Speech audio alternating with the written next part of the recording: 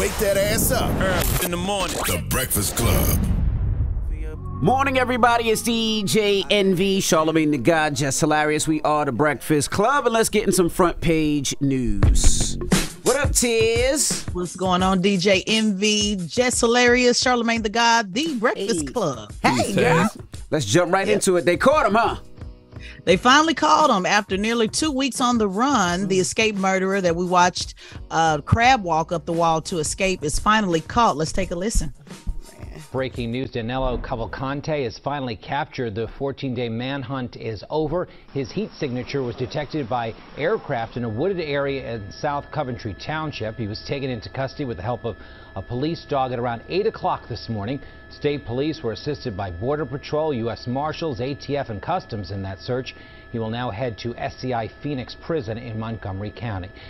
I wonder if he exhausted all his energy trying to figure out how to escape, but didn't have no plan after the escape. He definitely didn't have a plan. Clearly had zero plan. He got out, which was amazing. Yeah, what if he didn't know that he could really do that? Word. Like, well, you know, they said an inmate escaped, I guess you said a couple of weeks before that or a couple of months before that. So he knew the route. He knew how to get out. But once he got out, he didn't figure out what he was going to do after that. He had no plan. Like Jess said, though, he probably didn't know that he really was going to get out for real. Yeah. Man. So once you out, I mean, but he did dang. stay out 2 weeks, though. That's a long, he stayed out 2 weeks. He escaped a gunfire and, was able to dodge it. But that's not good for law enforcement. The fact that he got out, he had no real plan. He looked beat up and battered. He looked tired. He looked like he wanted to go back. Like, please come get me. Yeah, please come get me. So it looked like they should have caught him 2 weeks ago. Yeah. Honestly. Yeah, especially since it was over 500 agents that was looking for him. They made sure to point out he had a Philadelphia Eagles shirt on when he was called. But yeah, he looked worn out, probably relieved, like it's finally over. I would assume. And they posed for a picture with him like he wasn't out 9 days. You know what I'm saying? You didn't see the picture? No, I didn't. All the police officers posing with him. It took y'all 9 days to catch that man. There ain't nothing to be taking pictures about. The dog bit him on the top of his head. Yeah. Oh, that's why he bleeding? That's why he bleeding. Oh, okay. Yeah. And I mean, just to point out again, this just shows that it is possible to apprehend somebody without shooting them in the back. Just thought I'd put that on out there. Now let's talk about this Georgia gas tax. Yeah, Governor Brian Kemp has declared a state of emergency and temporarily suspended the state's tax on gasoline in an effort to reduce the impact of inflation. Because, by the way, inflation is still happening. He claimed that the actions were in response to policies coming at the federal level. He said that President Joe Biden has caused Georgians to feel the brunt of negative economic conditions.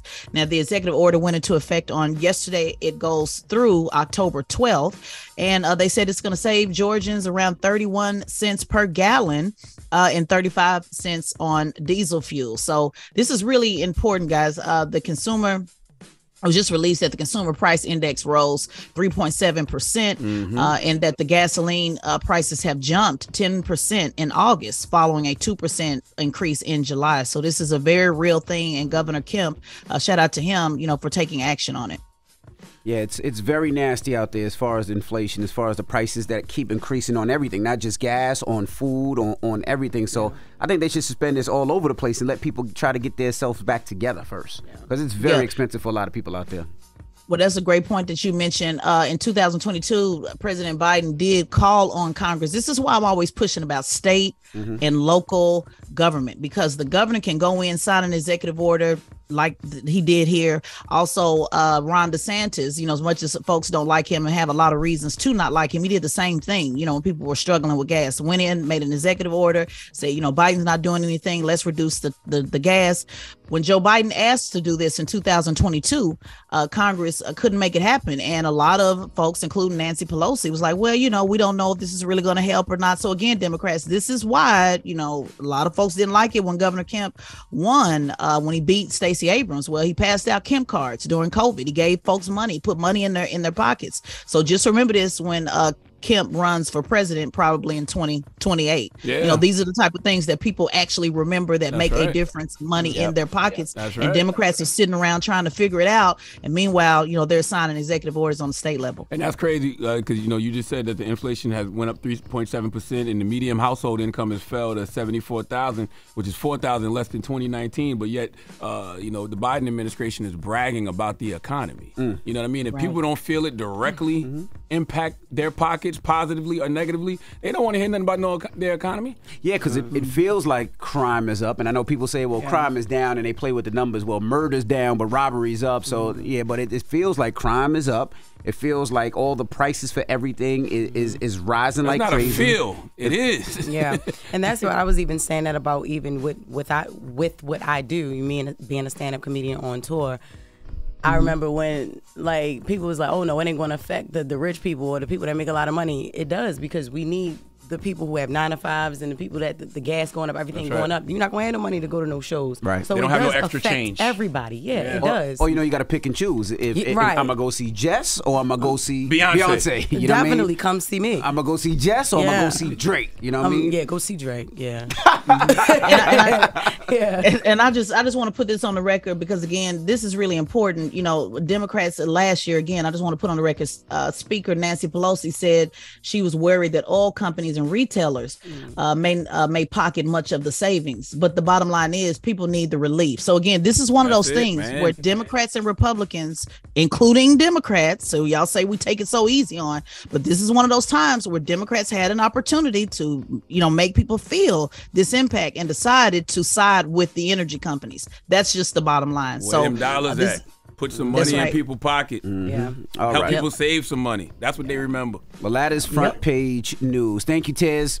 We'll see you in a couple of minutes. Everybody else, get it off your chest. 800-585-1051. If you need to vent, phone lines are wide open. Call us up now.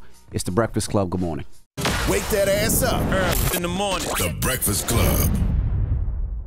Morning, everybody. It's DJ NV, Charlamagne the Guy. We are The Breakfast Club. Let's get in some front page news. Of course, Jess Hilarious is here. And good morning, Tiz. Good morning, DJ Envy. The Queen, Jess Hilarious, is here. Hey, girl. And Charlamagne the God. Peace, Taz. Let's jump right into it. Let's talk about this Texas student that was suspended over his hair. Yeah, a black Texas high school student has been suspended for more than a week because of his lock hairstyle.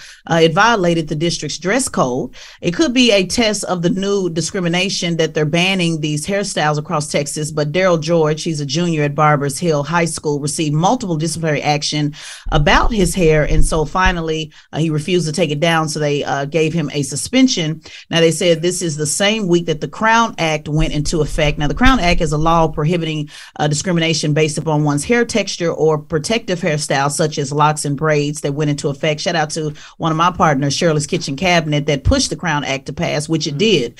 But this did not violate the Crown Act, because it says that this particular violation was because male students, their hair cannot extend below the eyebrows or below the earlobes. So it's not in violation of the Crown Act. But it is in violation of this policy. So the question now is, should there be amendments to the Crown Act to cover men and their hair going below, you know, their eyebrows or below their earlobes? I can't believe we're still having this conversation in 2023 about people's hair. Yeah. That's crazy to me. Yep. We are still having this conversation in 2023. And as a side note, I had to have the conversation as well with my daughter, you know, when she was cheering. And the requirements, I think I mentioned this before, the requirements of how your hair has to be, you know, in a very high ponytail. And a lot of the black girls, you know, had braids or, you know, had different styles that you just couldn't pull up. And she said, well, you know, that's the standard. And I would have to ask, well, what is the standard based upon? Whose hair is it based upon? So this is a real thing that happens in these high schools, real things that happen to these young men, football players and people that play basketball that have different, you know, natural hairstyles that, yes, they still are fighting this at schools across the country for sure, particularly in Texas. Yeah, I know. Even with Logan in school, I remember when he had cornrows, and they had a problem with his cornrows when he first went to school. We didn't take him out though. You know, it was what it was. But this is crazy. I'm still surprised we're having this conversation about hair. Yeah.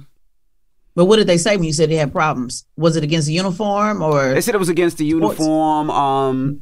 There was a couple of things, but we said you know, this is his hairstyle. He wants to wear his hairstyle like that. You know, some of these kids have stupid looking, what's the mullet looking things. I said I find that offensive. Those mullets seem offensive to me. I don't like the way they look. And you can't tell them. You gonna get sued. Your mullet is offending me. You can't tell them that you don't like it. You don't like the way it looks. Why can't I? They say they don't like the way my son's cornrows look. Yeah, but it's because they said I hate they your wanted mullet. him to cut it because of the looks. Well, because of they said it was against Policy. But what's the policy? If that school told your son they want you to cut it because they don't like the way it looks, you got a huge lawsuit. No, well, they said policy, but what policy is it? Like, I don't know. Right. Well, what policy is that? Words matter. You say I don't like the way it looks. But I said I don't like the way a mullet looks. I Yeah, get you offensive can't- every time I see a mullet. Yeah, that's not a good enough. And what offends you about a mullet? I'm just joking. I just don't like it. It looks stupid as hell to me. That's all. That's all. It looks real suspicious. Yeah, it looks real suspicious. Yeah, it's a It looks bad suspicious with a response. mullet. That's the kind of stuff that you get multi-million-dollar lawsuits from if a school say that. Schools say, "Oh, he looks suspicious. I don't like his cornrows. They look suspicious. I don't like the way they look. I want him to cut them." Oh my God. Yeah. Yeah, well, that's basically what they're saying. I mean, when they're saying we don't like it, like why? Explain why. You know, what is the standard of beauty that you guys are, holding it to? I had a real big thing with, like I said, with my daughter's cheerleading coach about it, because what standard of beauty are you? Why not a regular ponytail should be just fine? Why does it have to be a high ponytail? You know what I'm saying? Just, as a woman, you may not be, unless your hair is in braids all throughout the year, which my daughter's hair was in braids, but I shouldn't have to keep her hair in braids all year long to meet this standard of beauty that you think is only appropriate for cheerleaders. What is that based upon? It certainly was not including Black people for sure. Yeah, I don't see how you can include that as a policy if you're a company. You know what I'm saying? Because hair is hair. It's it's not even like clothing. Like it's very broad. Yeah. But let me ask you a question. With girls that I don't know about cheerleading, but my girls do dance. They have to wear their hair in a pony. A high pony. Yeah. It's like they have to, and all the girls wear it like that. You know what I mean? So but that's the thing is different textures, different lengths, different. Right. What if somebody can't put their hair up because there was one little girl that couldn't put it up. It wasn't the issue about the ponytail. It's the high ponytail. They want the ponytail to be like just show them because I can't show them this. Yeah, like damn near up here. None of us like the struggle ponytail now. See, now we can all say that, right? We don't like the struggle ponytail. Yeah, some of the girls, their hair can't go up that way. Everybody don't want to put weave in their hair, or the only way it was working is if, like I said, you keep braids. Charlamagne be big playing from yourself. Like no, please, you cannot come here with that struggle ponytail. Please, it's against company policy. Yo, remember I had one. Yes, I do. Yeah, oh my goodness, I do. Coming. But you was at home though. Yeah, and I put it up there. Yeah, I went out though. Why you took that picture though? You went out somewhere with that? Because I don't know. That's when I was. I was just reckless. Yeah, I've always wondered that. I'm like, why did you just take this picture? I did it. Why you post it? I don't know. I just put it out there. I was like, man, I'm me. Like this is what you right. get. That's right. All right. They got a lot of policies though. Like even with my daughter cheerleading, like she can't wear certain earrings because she got certain piercings.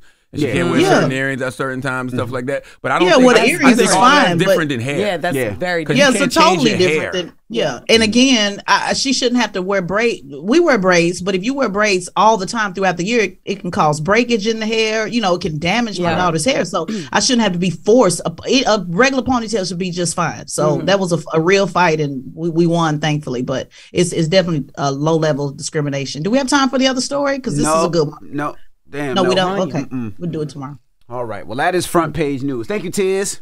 Oh, absolutely. And make sure you subscribe to Tesla and Figaro's podcast, the Straight Shot No Chaser podcast, on the Black Effect iHeartRadio podcast network, and follow at Tesla and Figaro on all social media platforms. And Tez, I know you're a huge Spirit airline person. I just want to tell you that 2 former Delta airline workers are on trial for stealing $250,000 in cash before it was loaded on JFK. So I might. Well, thank you for holding that accountability for Delta. You gonna stop saying Spirit? You know damn well it's Southwest. By the way, I took my picture yesterday on Instagram. Come follow me at Tesla Figaro with me on Southwest. And when you come follow me, stop saying she don't look like I thought she would look. I don't know what voices are supposed to look like, but oh my God, Jesus, I get that every day, Jess. Oh my God. All right. What does that mean? What is a voice supposed to sound like? I don't know. I don't know what they say. I don't know why they just say that. They just always say that you don't look like I thought you would look. That's crazy. Whatever that means. Well, when we come back, Cedric the Entertainer will be joining us, comedian, actor, and so much more. He has a new book called Flipping Boxcars, and we're going to kick it with him when we come back, so don't move. It's The Breakfast Club on BET. Wake that ass up. Early in the morning. The Breakfast Club.